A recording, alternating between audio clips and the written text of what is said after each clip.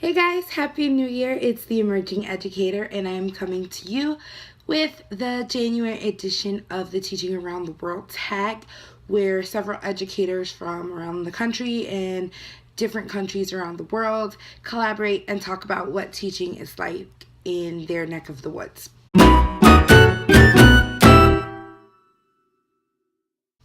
So, the first question for January is, what are your teaching goals for 2018? My teaching goals for this year is to really just keep motivating my students to use character education and to keep being kind to each other. Right now, my students are having some issues with kindness and teamwork. And so, my biggest goal is to keep focusing on that while I'm teaching, so that way we can grow as a classroom, because a lot of our discussions are very narrow-minded and hard to get through because a lot of my students don't have very much empathy for each other. So one of my biggest goals is to just focus on that and try and make them a little bit more open-minded. Another teaching goal would be to get a little bit more familiar with our scope and sequence. At my school, we do not have a basal series, so we get to pick more authentic texts. But because of that, we really do have to rely on the scope and sequence, so that way we can make sure that we're covering everything that they need to learn for that specific grade. That being said, I really am still unfamiliar with the scope and sequence, so I really want to spend some time getting comfortable with it and pulling as much from it as possible. Question number 2. As a lifelong learner, what are your learning goals for 2018? I would say my biggest learning goal right now is I want to go back to school. I haven't decided for what. I don't know if I want to go back for my master's in administration, or if I want to get my master's in literacy or working with language learners. But my biggest lifelong learner goal is to figure out which one of those I feel most passionate about and take the steps that I need to into researching schools and figuring out which one I want to pursue. Number 3, what lessons do you typically teach the first week back to school, or how do you address the new school year in your classroom?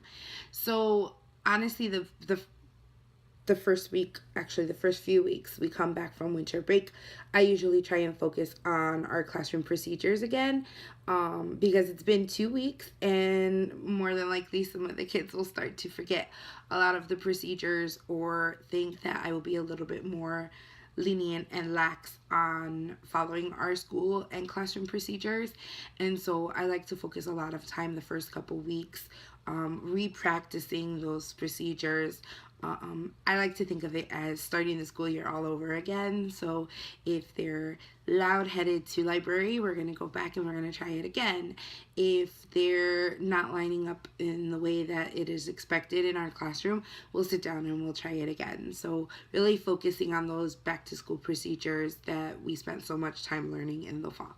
What are your biggest challenges teaching in January? So going along with that, like that is the biggest challenge, is resetting those procedures and we re-practicing it, because a lot of the students come back and they're like, ooh, I'm tired, I don't want to get back to work. And so the biggest challenge, I would say, is really getting them back into work mode and getting them back into the habit of, okay, winter break is over, we're now back at school, we have to get back into learning mode and we have to focus because we have a lot of work to do. How do teachers celebrate the new year in your country / area? I like to work with my students as far as making goals. So just like we make resolutions and goals for ourselves, I like to motivate the students to also make goals for themselves. So I would say my biggest way of celebrating is we talk about the new year, and we talk about how a lot of people set goals at the new year to kind of remind them what they want to work towards. And that actually aligns with our school's Leader in Me, because one of the habits is beginning with the end in mind and setting goals for yourself. So I really want to focus on them creating reasonable goals for themselves, so that way they're working towards something all school year and not just coming back kind of slouchy. Number 6, if you could give a New Year's blessing to fellow teachers, what would it be? I actually really like this question. I have 2. I would say, may you never run out of pencils, and may your coffee cup always be full.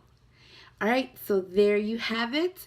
The January edition of the Teaching Around the World tag. Please feel free to join us. We'd love to have you. Even if it's your first month, just jump right in, and I'll see you next month.